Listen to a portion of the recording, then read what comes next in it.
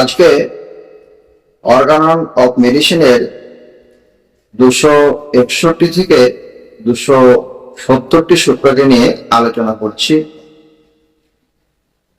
Mahatma Hahnemann 261 নম্বর সূত্রে বলেছেন যে চিররোগীকে চিকিৎসা করবার সময় সুস্থ হওয়া উপযোগী খাবার, পরিবেশ, উন্মুক্ত বাতাস, সামান্য দৈহিক পরিশ্রম, শক্তি উপযোগী ভালো খাবার পরিবেশন করা খুবই প্রয়োজন। তিনি 262 নম্বর সূত্রে বলেছেন যে অচির রোগের চিকিৎসায় রোগী যেটা যেটা খাদ্যের সাথে খেতে প্রস্তুত অথচ শরীরের পক্ষে ক্ষতিকর নয়, রোগীকে তাই খেতে দেওয়া উচিত।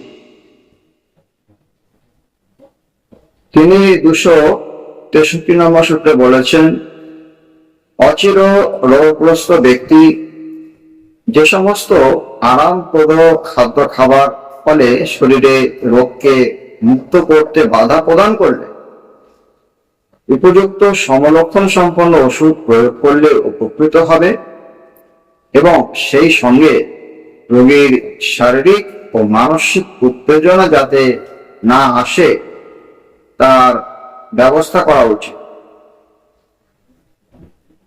তিনি 264 নম্বর সূত্রে বলেছেন যে চিকিৎসকের উচিত বিশুদ্ধ এবং শক্তিশালী ওষুধকে ব্যবহার করা।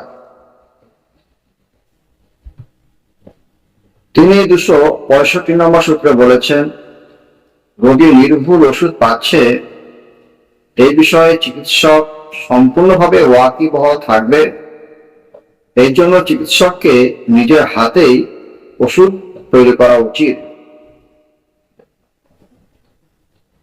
তিনি 266 নম্বর সূত্রে বলেছেন যে প্রাণীজাত এবং উদ্ভিদজাত বস্তু সমস্তই নতুন অবস্থায় সর্বাপেক্ষা অধিক ঔষধ গুণযুক্ত থাকে। তিনি 267 নম্বর সূত্রে বলেছেন সতেজ গাছগাছড়া টাটকা রসের সঙ্গে সমপরিমাণ স্পিরিট মিশ্রণ করে পাত্রের মুখটি বন্ধ করে একদিন এক রাত রেখে দেওয়ার পর উপরের পরিষ্কার অংশ ঢেলে পরিষ্কার পাত্রের মধ্যে আটকে রেখে সূর্যের তাপ থেকে সুরক্ষিত অবস্থায় রাখলে ঔষধ গুণ চিরকাল বজায় থাকে। তিনি 268 নম্বর সূত্রে বলেছেন যে বিদেশ থেকে গাছ আমদানির সময় চূর্ণ আকারে শুধুমাত্র বিশ্বাসের বশবর্তী হয়ে কেনা উচিত নয়। সর্বদাই ভালো করে দেখে সতেজ গাছ, ছাল, মূল, বীজ ইত্যাদি কেনা উচিত। তিনি 269 নম্বর সূত্রে বলেছেন যে সকল স্থূল বস্তু মানব শরীরের উপর কোনো প্রকার ক্রিয়া করে না সেই স্থূল বস্তুকে যখন হোমিওপ্যাথি এক বিশেষ প্রক্রিয়ার মাধ্যমে সূক্ষ্ম শক্তিতে রূপায়িত করে মানব শরীরে প্রবেশ করানো হয় তখন তা জীবনী শক্তির উপর ক্রিয়া প্রকাশ করতে সমর্থ হয়। এই প্রক্রিয়াটা দুগ্ধ শর্করাকে সুরাসারের সাহায্যে আলোড়ন করতে হয়। এই প্রক্রিয়াকে শক্তি সঞ্চার বলা হয়। এই প্রক্রিয়া দ্বারা বিভিন্ন শক্তিতে ওষুধ প্রস্তুত হয়। তিনি 270 নম্বর সূত্রে বলেছেন এই শক্তি সঞ্চার প্রথায় 1 গ্রেন স্থূল ওষুধ বা 1 ফোঁটা তরল ওষুধকে প্রথমে 3 বারে 100 গ্রেন দুগ্ধ শর্করার সঙ্গে ঘর্ষণ করে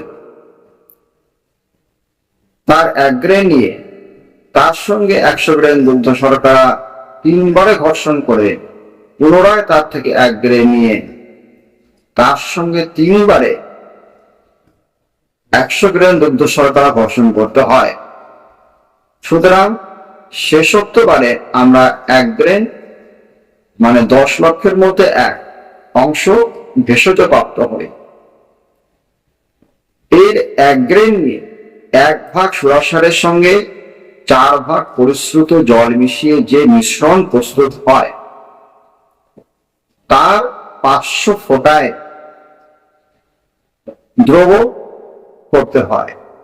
তার 1 ফোঁটায় 100 ফোঁটা বিশুদ্ধ সুরাসার সহযোগে 100 বার সজোরে ঝাঁকি দিয়ে প্রথম ক্রম ওষুধ প্রস্তুত হয়। এইরূপ এর থেকে একটি অনুবটিকা 1 ফোঁটা জল মিশিয়ে তার সঙ্গে 100 ফোঁটা বিশুদ্ধ সুরাসারে ঝাঁকি দিয়ে ক্রমে 2 এবং 3, 4 ইত্যাদি শক্তি ওষুধ প্রস্তুত হয়। আজকে এই পর্যন্তই। এরপর 271 থেকে 280টি সূত্রকে নিয়ে আলোচনা করব।